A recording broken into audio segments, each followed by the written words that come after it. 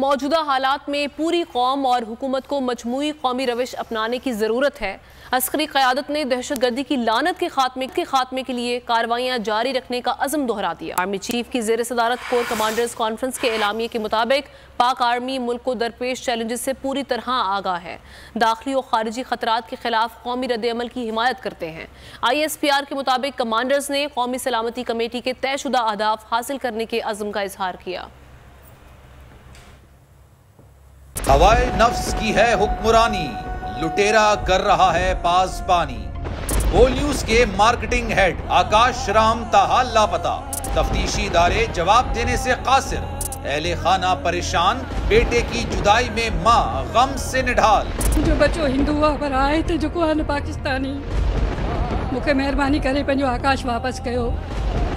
हुकूमत से बेकसूर और मुहिब्बे वतन बेटे की बाजियाबी के लिए फरियाद। समी इब्राहिम और सिद्दीक जान का सुप्रीम कोर्ट के बाहर एहतजाजी कैंप का ऐलान। कि सोमवार के दिन से हम सुप्रीम कोर्ट ऑफ पाकिस्तान के सामने कैंप लगाएं और हम सब सुप्रीम कोर्ट ऑफ पाकिस्तान के सामने बैठ जाएं और उस वक्त तक नहीं उठेंगे जब तक आकाश वापस नहीं आए। मुश्किल की इस घड़ी में आलमी मीडिया ने भी उठाई आवाज।